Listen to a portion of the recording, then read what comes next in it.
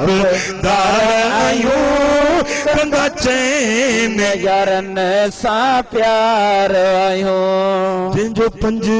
तन पाक सां प्यार ना जेको मञंदो चारई यार सुभान अल्लाह तुझे कलमे जो एतबार ना सुभान अल्लाह कलमो बेडो जो हितों थी कोलाचिन को मोटी आया पे तो कलमो हले सुभान अल्लाह जंहिंजो पंज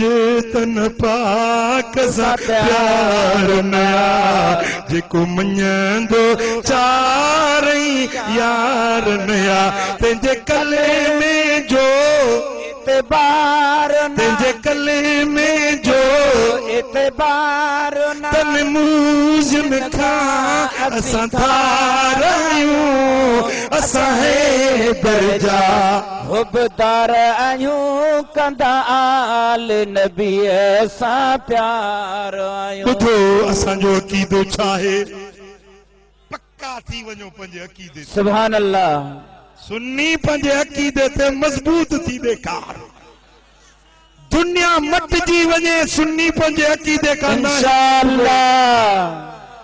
आहे असां नूर नबी सरकार मञो सुभान अल्लाह सब बशरन जो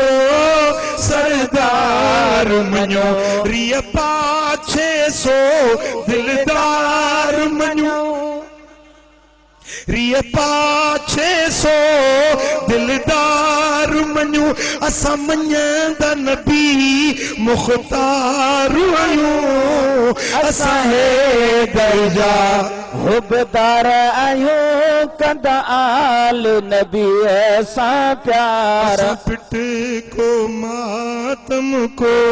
न कयूं सुभान अल्लाह चओ न सभई असां पिट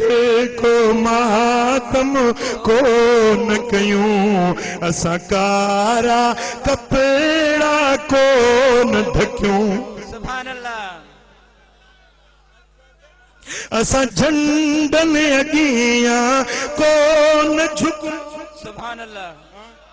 अल्लाह जे अॻियां झुकण छॾी पोइ को डंडे जे अॻियां झुके को झंडे जे अॻियां को घोड़े जे अॻियां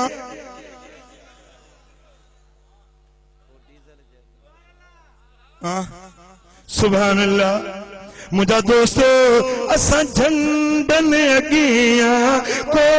न झुकूं कंदा मस्जिद सां असां प्यार आहियूं असां दर्जा हुबदार आहियूं कंदा आल नबी सां प्यार आहियूं असां दर्जा हुबदार आहियूं कंदा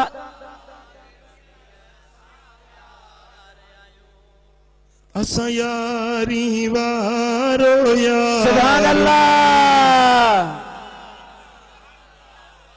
हिकड़ा वरी दस्तगीर के न मञे हक अड़े तोखे वरी किथों लगी सुभान अल्लाह हां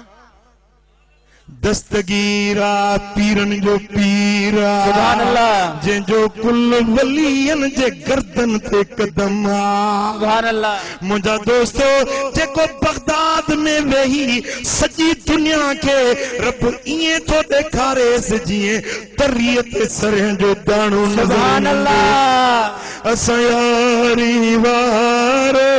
यार मञूं असां गौसे आज़म दिलदार मञो असां पीर मिठो पगदार मञो असां पीर मिठो पगदार मञो असां अबू हनीफे जा यार आहियूं असां हैदर जा हुबदार आहियूं कंदा आल नबी सां प्यार आहियूं करमुल्ला